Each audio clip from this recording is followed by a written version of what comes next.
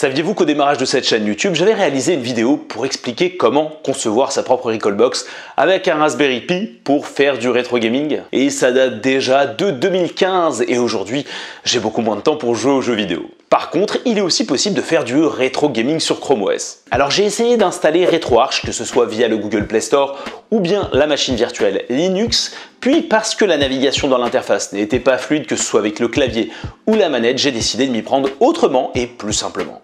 Ainsi, j'ai préféré directement passer par des émulateurs disponibles sur le Google Play Store comme sur Android pour jouer à ces ROM dont vous devez évidemment posséder les originaux. Je vous conseille aussi d'avoir une manette compatible avec l'environnement Android. J'ai fait des tests avec des manettes PS4 et PS5 et ça marchait sur certains émulateurs et pas sur d'autres. Du coup, j'ai utilisé personnellement la manette Google Stadia recyclée et ça fonctionne bien. Je vous montre tout ça concrètement avec même un test sur Nintendo Wii. Et avant tout ça, n'oubliez pas de vous abonner et d'activer la cloche des notifications, c'est hyper important. Let's go!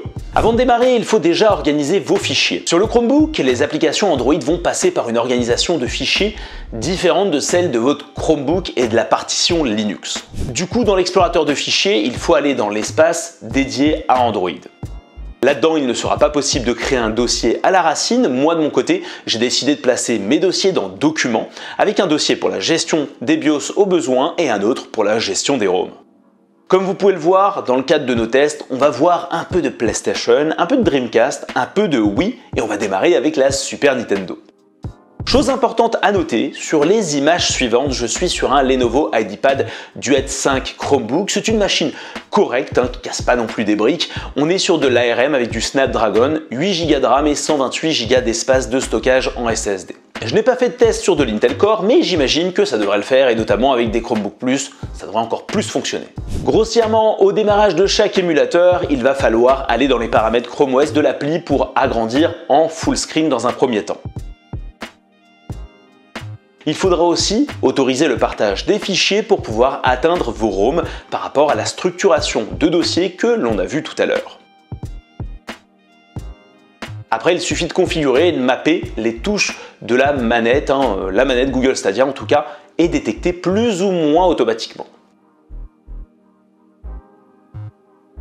Maintenant, passons aux différentes démonstrations sur quelques jeux afin que vous puissiez constater par vous-même les comportements. Aladdin sur Super Nintendo est un jeu que j'ai fait en entier à l'époque. Je trouve qu'il a bien vieilli, c'est un jeu de plateforme vraiment sympa qui propose même de jolis graphismes, avec un jeu de plan intéressant, notamment quand on voit le palais au loin. Le gameplay est bon, même si on pourrait critiquer certaines imprécisions qui sont propres à l'époque de la création de ce jeu et à nos nouvelles exigences de gamers. En tout cas, sur ce Chromebook, ça répond bien et ça se présente très bien. On n'a pas de difficulté à y jouer tant avec le D-pad qu'avec le stick analogique. Je vous laisse apprécier quelques secondes sans mes commentaires.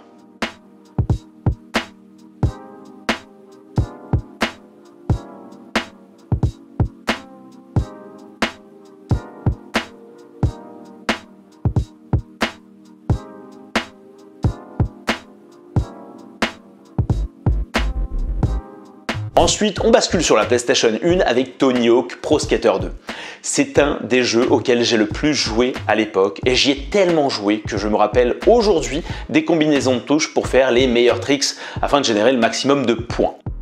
Comme vous pouvez le voir, ça ne rame pas, ça fonctionne très bien et pour être franc avec vous, je serais prêt à m'y remettre. Ce genre de jeu avec des challenges de score et des secrets à débloquer, j'ai vraiment adoré ça.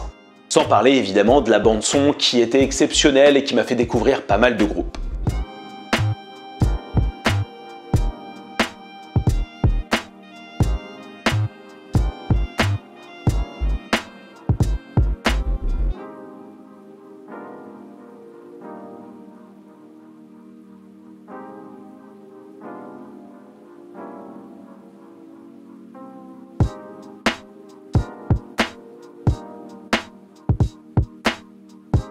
On monte en gamme technique pour basculer vers la Dreamcast avec notamment l'incontournable Crazy Taxi, une référence de la Dreamcast mais pas la seule. Je me souviens que je prenais à chaque fois ce jeu en exemple pour expliquer la notion d'arcade par rapport aux jeux de simulation comme Gran Turismo. Il fonctionne très bien, je n'ai pas subi de ralentissement en particulier. Vous allez pouvoir sans grande difficulté accepter vos skills, déposer des clients chez Pizza Hut ou chez KFC, car oui, ces marques étaient présentes dans le jeu même si vous ne le voyez peut-être pas en image actuellement. Et la bande son de démarrage avec du Offspring, ça met la patate, bref, il est fun et il se joue facilement même aujourd'hui.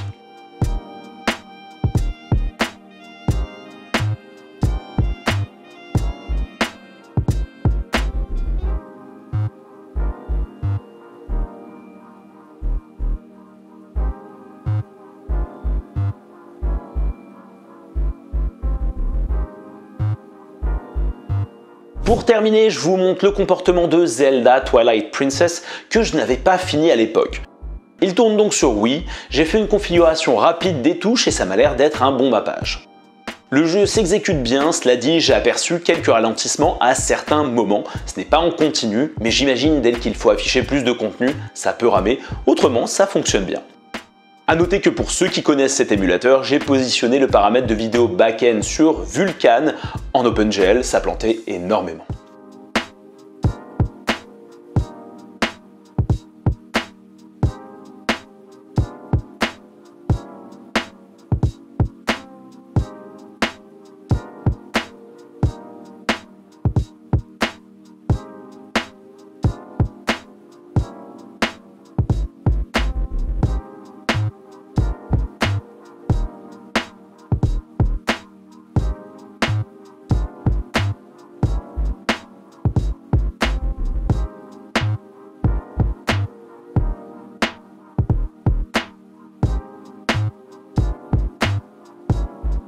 On a fait le tour de quelques émulateurs, l'idée était de tester le rétro gaming sur Chromebook puisqu'il se développe beaucoup sur Android avec les petites consoles notamment qui pullulent et je voulais m'en faire mon avis. Et la conclusion, ça fonctionne. Alors il y a un autre jeu sur lequel j'ai passé des heures de jeu avec le sourire, c'est Burnout Paradise et qui tourne sur PlayStation 2. Je l'ai testé sur ce Chromebook et malheureusement c'est trop lent, ce n'est pas vraiment jouable. Je rappelle qu'on est sur une plateforme Snapdragon qui est moins puissante que les standards techniques proposés par les Chromebook Plus. Du coup, en prochain test, je pense qu'il serait bien de tester d'autres émulateurs plus exigeants sur des Chromebooks Plus performants.